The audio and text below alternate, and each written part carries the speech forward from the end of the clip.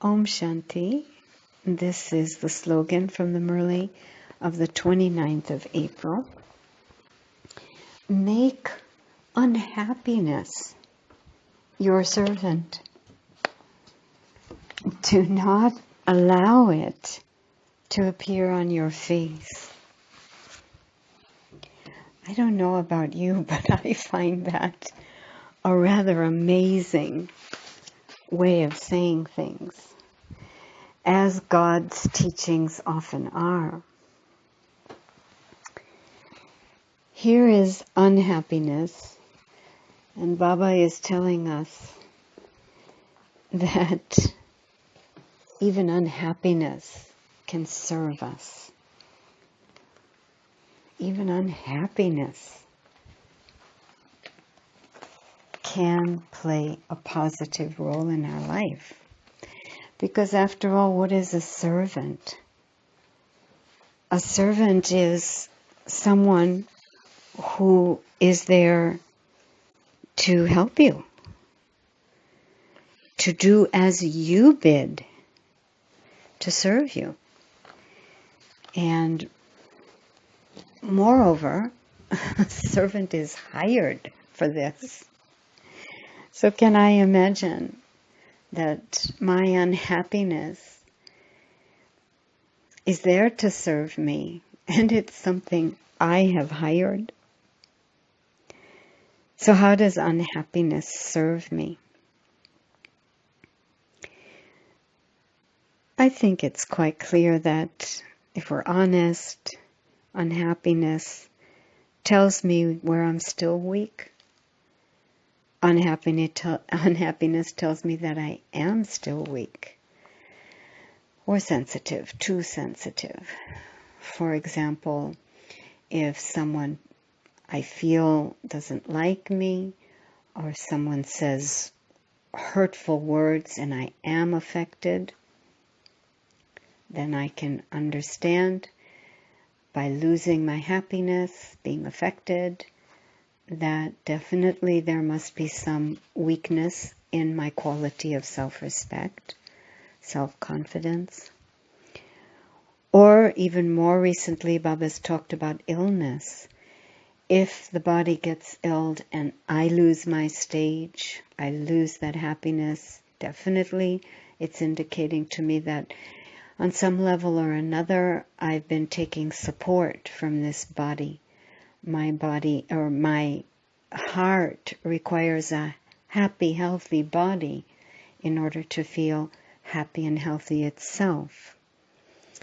So here, that loss of happiness is telling me that I'm weak in my truths of the eternity of the soul, the real relationship between the soul and the body.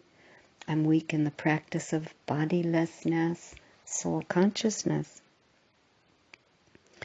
And so, in this way, unhappiness is serving us, if we're honest, and we're not putting things off by blaming the body, blaming another, blaming God, blaming drama, but ready to believe that every single thing happening in the drama is for my benefit. And so just moving straight away to what is the unhappiness teaching me? Where's the weakness? And what do I need to be working on?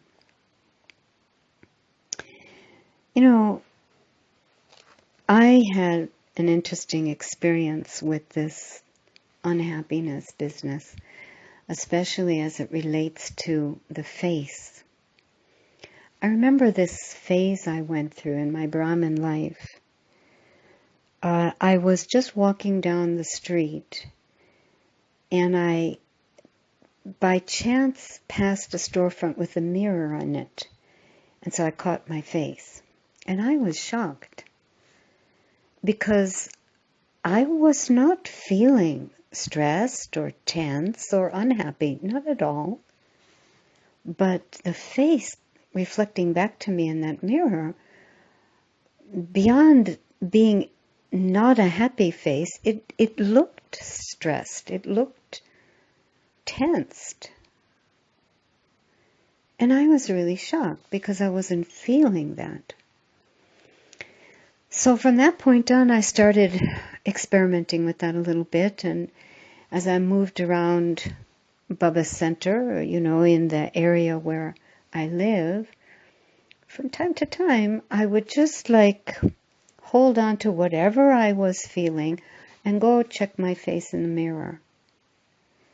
And I saw the same thing again and again. The face reflecting back to me was not a face reflecting my feelings, which were not unhappy feelings. They were not stressful feelings, but somehow that face always looked very tense, very intense, I would say. So then I experimented. I would pull myself up in front of the mirror every once in a while. Suddenly I would find that same kind of face, which I didn't feel reflected what I was feeling at all, but I would give drishti to that face.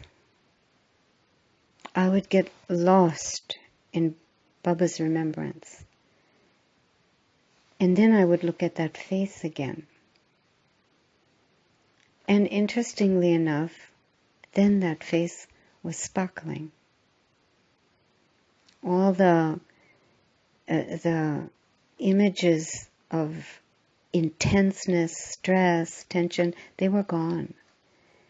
And there was a radiance, a sparkle, something like you'd imagine Baba would want when he says our face should reveal him, the truth.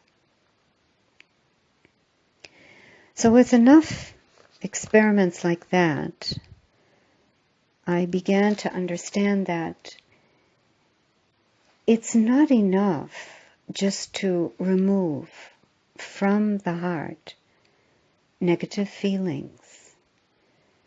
It's not enough to remove the angry thoughts, the depressed thoughts.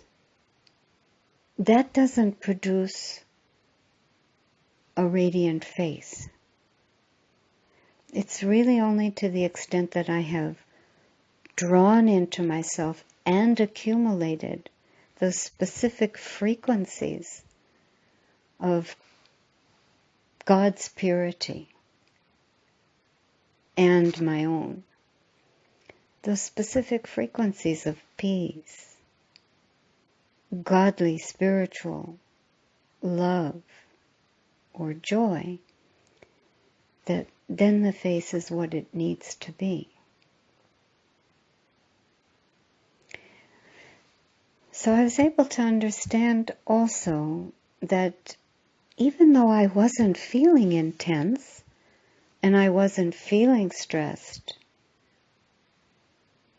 the face was still reflecting that, because beyond whatever is going on at the surface level of the soul, which I'd cleared a lot out of already, nevertheless, in the deep of the soul, there's 63 lives worth of angry thoughts, depressed feelings, and all those other negative things. And that's actually what's still on the face. As I was saying, it's not enough that I just clear it off from the surface. In other words, I'm walking down the street not feeling stressed, not feeling intense.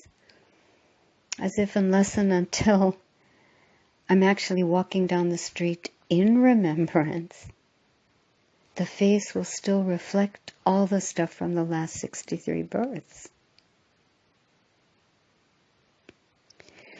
So the question is, how can we get to the deep? How can we make sure that our efforts in all four subjects are actually reaching the depths of the soul, where 63 lives worth of upside downness are still recorded. And it's these that are sabotaging my efforts to become a truly happy soul. And of course, it's not going to be a magic bullet. It would be the accumulation of my efforts over time, man manabhav, as much of a routine and a discipline I can create for myself so that I'm accumulating moments of remembrance.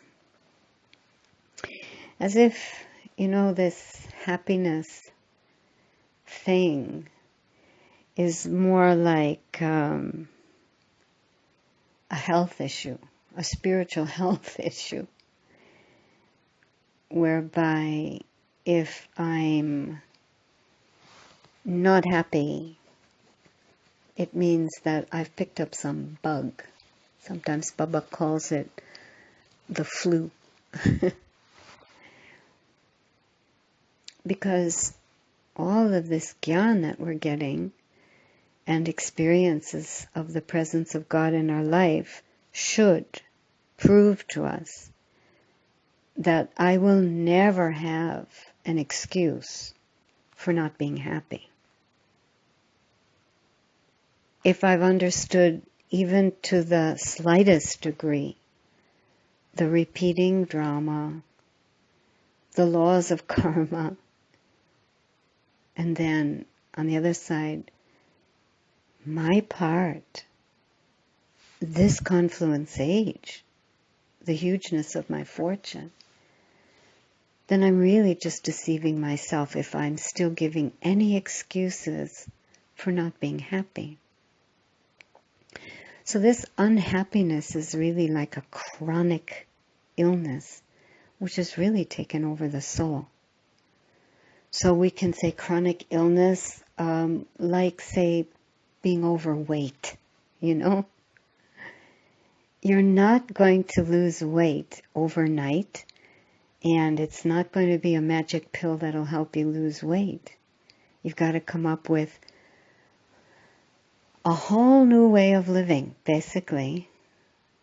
You've got to educate yourself about the right foods to eat, what kind of exercise is safe for you, and you've got to start, and then you have to keep it up. There has to be such a discipline. You need patience, you need faith, you need a vision, positivity, so many things in order to lose lots and lots of excess weight. And I've come to feel it's the same for this spiritual weight of unhappiness that has accumulated on the soul. We have to really understand what food for thought helps us reduce that unhappiness and what kind of food for thought makes us heavier, increases that weight. We have to exercise. Amrit Vela, preparing well for Amrit Vela, traffic controls, service through the mind while eating, all of these different things are a kind of exercise for us. Not to mention churning, so many things. So, bottom line on all of this, I think, is that in order to really make sure that I come up with a routine and I stick to a routine that really allows the light and might of God's pure presence in my life to reach those deep, deep crevices down below in the soul. Main thing is to check my motivation. How serious am I about becoming a happy person?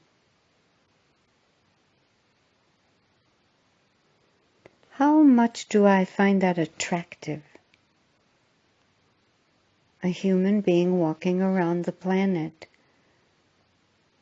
who radiates, who sparkles, a kind of healthy well-being that nothing can diminish. Nothing can diminish. How attractive do I find that kind of vision? Because I think that defining that as a goal, a destiny for myself, full health to I, the soul, that then I begin to really identify all the different things I'm doing, aspects of the carelessness and the laziness that Baba spoke of yesterday, which is keeping the weight on, keeping me heavy, not allowing me to become light. So these kinds of aspects come to my mind in terms of one day being able to have a face which really reflects God, reflects these beautiful truths we're learning, all because we've learned how to make unhappiness our servant. Om Shanti.